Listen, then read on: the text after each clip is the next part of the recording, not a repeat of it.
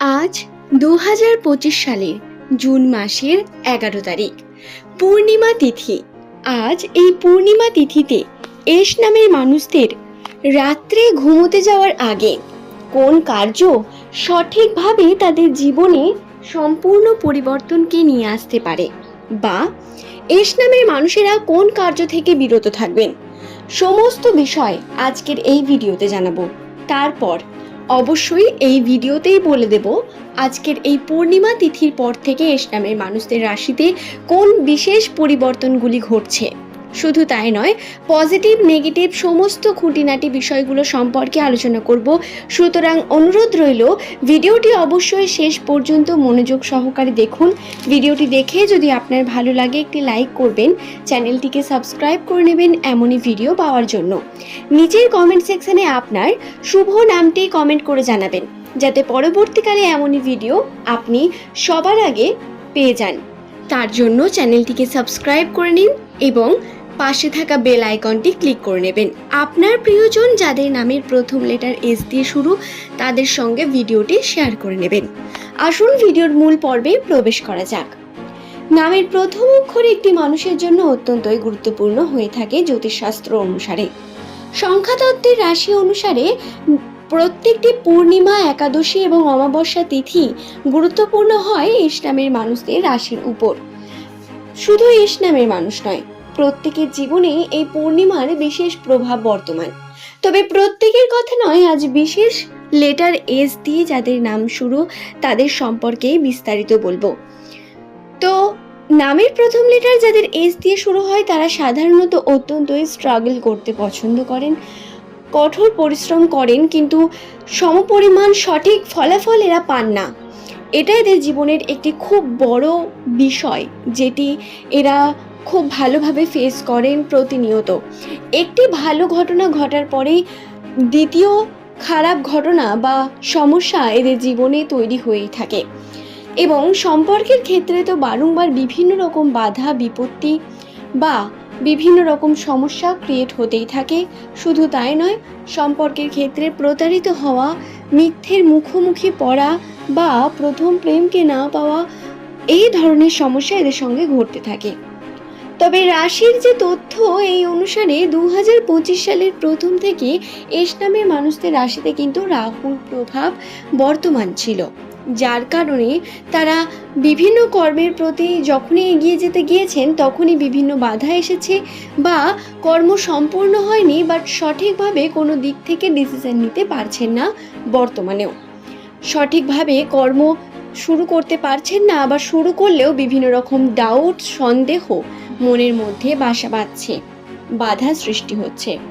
এই সমস্ত ঘটনার পিছনে যে কারণ বর্তমান, সেটি হলো আপনার গ্রহের অবস্থান। হ্যাঁ, আপনি কর্ম করুন, কর্ম হলো এমন একটি জিনিস যেটা ভাগ্যকেও পরিবর্তন করতে পারে, কিন্তু যদি আপনার গ্রহের স্থিতি খুব একটা সঠিক না থাকে, তাহলে হাজার কর্ম করার পরেও আপনি কোথাও না কোথাও মন থেকে খুশি হতে পারেন না। এবং এটাই বর্তমান সময়ে এস নামের মানুষদের সঙ্গে ঘটছে। সম্পর্কের দিক থেকেও বাধা আসছে বারংবার। একটি বিষয় খেয়ালে রাখুন বন্ধুরা, 2025 সালের এই যে পূর্ণিমা তিথি, এই পূর্ণিমা তিথি থেকে বেশ কিছু পজিটিভ দিকের পরিবর্তন ঘটবে, যেমন আর্থিক ক্ষেত্রে বা আপনাদের সম্পর্কের ক্ষেত্রেও। আর্থিক ক্ষেত্রে আপনাদের অর্থ বেশি বেশি উন্নতির জন্য যে চেষ্টা, সেটা আপনার বৃদ্ধি পাবে। আপনি আগের থেকে বেশি বুঝে চলতে শুরু করবেন, এবং এস নামের মানুষেরা তাদের বিভিন্ন রকম পথ প্রশস্ত হবে ভবিষ্যতের জন্য। কিন্তু অ্যাকশন নেওয়া বা কর্ম করা, সেটা সম্পূর্ণ আপনাদের নিজেদের উপর ডিপেন্ড করবে।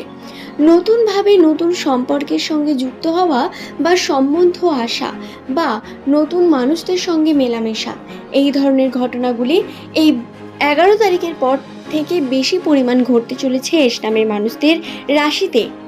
শুধু তাই নয়, এই যে বিষয়গুলি আমি আপনাদের বললাম, পূর্ণিমা তিথিতে এগুলো পজিটিভ এই দিকগুলো ঘটবে, কিন্তু এর মধ্যে আবার নেগেটিভিটিও যে একদম থাকবে না তা নয়।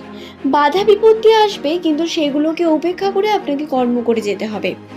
পূর্ণিমা তিথিতে অর্থাৎ আজ আপনারা রাত্রে ঘুমোতে যাওয়ার আগে অবশ্যই একটি প্রদীপ প্রজ্বলন করবেন।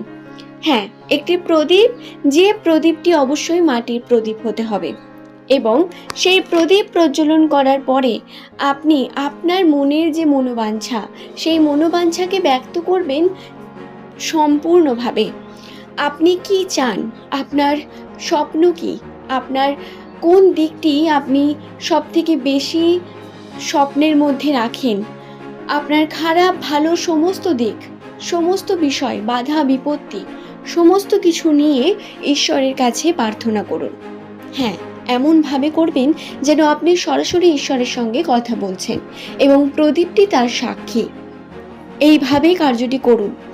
দেখুন, খুব বেশিও যদি একেবারে পরিবর্তন না হয়, কিছু পরিবর্তন তো অবশ্যই হবে, পজিটিভ কিছু অবশ্যই ঘটবে, কারণ এর মধ্যে অনেক পজিটিভ শক্তি বর্তমান।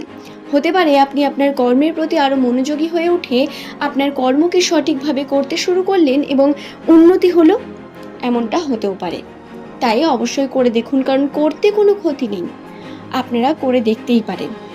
দ্বিতীয়ত, যেই বিষয়টি আপনাদের অবশ্যই খেয়ালে রাখতে হবে, এই দিন করা যাবে না, অর্থাৎ পূর্ণিমার যে তিথি, এই পূর্ণিমা তিথিতে করা যাবে না সেটা হলো অকারণে ঝামেলা বা চুল নখ কাটা বা কোনো রকম অশুভ কার্য করা, নেগেটিভ কার্য করা, এই ধরনের কার্যগুলি থেকে আপনাদের বিরত থাকতে হবে।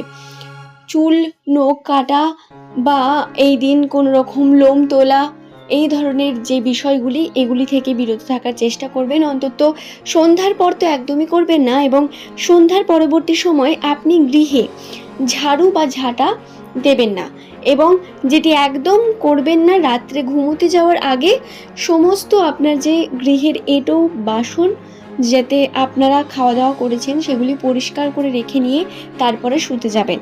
এঁটো বাসনকে রাখবেন না ঘরের মধ্যে, এটি অত্যন্তই নেগেটিভ প্রভাব সৃষ্টি করে, তাই বিষয়টি অত্যন্ত গুরুত্বপূর্ণ। আশা করছি বিষয়টি বোঝাতে পারলাম। প্রত্যেক এস নামের মানুষদের কাছে আমার অনুরোধ, আপনারা এই বিষয়গুলিকে খেয়ালে রাখার চেষ্টা করুন, আপনার বাড়ির মানুষকেও এই বিষয়গুলি বলুন এবং নিজেও করুন। আশা করছি ভিডিওটি বোঝাতে পারলাম। আজ এই পর্যন্তই। সকলে সুস্থ থাকুন, ভালো থাকুন। প্রত্যেককে অসংখ্য ধন্যবাদ ভিডিওটি শেষ পর্যন্ত দেখার জন্য। পরের দিন এমনই নতুন তথ্য নিয়ে আপনাদের কাছে আবারও হাজির হয়ে যাব। ধন্যবাদ প্রত্যেককেই। তার জন্য চ্যানেলটিকে সাবস্ক্রাইব করে নিন এবং পাশে থাকা বেল আইকনটি ক্লিক করে নেবেন। আপনার প্রিয়জন যাদের নামের প্রথম লেটার এস দিয়ে শুরু, তাদের সঙ্গে ভিডিওটি শেয়ার করে নেবেন।